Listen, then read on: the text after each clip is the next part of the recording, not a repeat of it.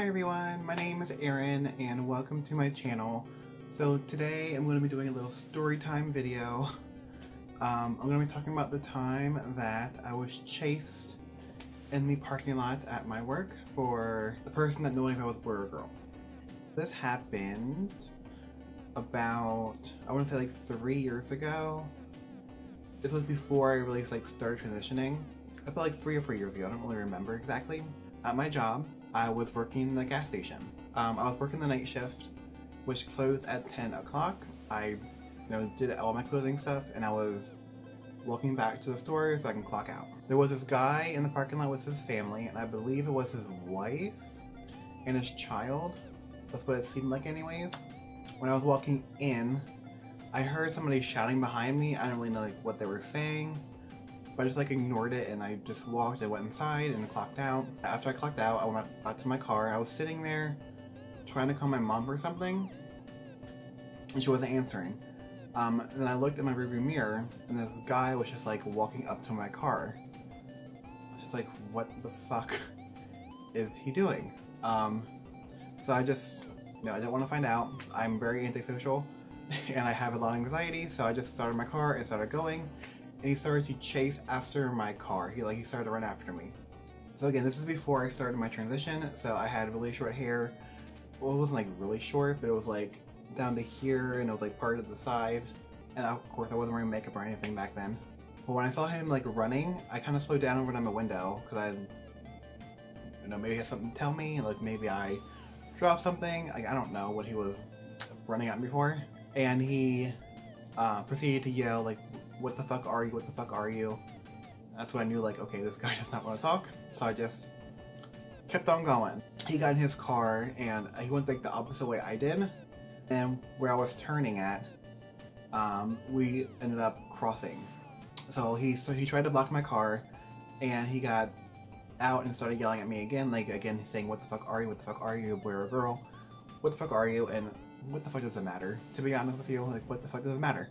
But again, he didn't really block my car good enough, so I was still able to drive by. And I looked at his car. He was wearing, he had a really, it was an old car. It was a red beater car. It was probably from the 90s.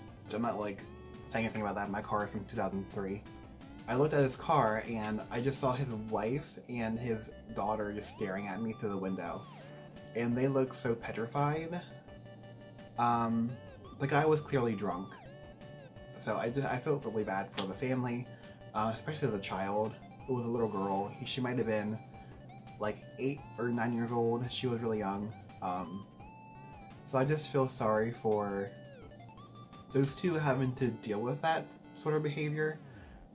They were just looking out the window in horror. I never saw that guy again. I was scared there for a while to close at night because it was so late and I was by myself up there. Which that brings me to another thing, my work. I still work at the same company, but I did tell my managers what happened the day after when I went in there, and they did absolutely nothing about it. They didn't look at the cameras because it happened in the parking lot. They have cameras in the parking lot. They didn't bother looking at the cameras. They didn't really ask me any questions about it. Nobody did anything about it. So that really pissed me off. It still kind of pisses me off because even though the company that I work for, they claim to be very liberal and very accepting and very open, but then something like that happens to where you feel very threatened and scared, and they don't do anything about it.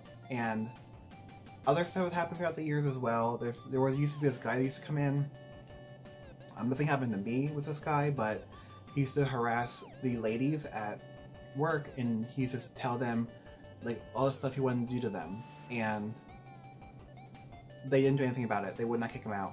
It took him doing that to a customer and she pressed charges against him for them to finally kick him out. Fortunately, I did switch departments at my job, so now where I'm at right now, my manager and lead, those I love. And I know that if they were my lead and supervisor and my manager back then, I know they would have done something about it and they would have cared. The people that I had at my job, managers are always switching around. They're always moving. They're always getting transferred to different stores. So the managers that I had back then didn't care, but I know the ones that I have now would care.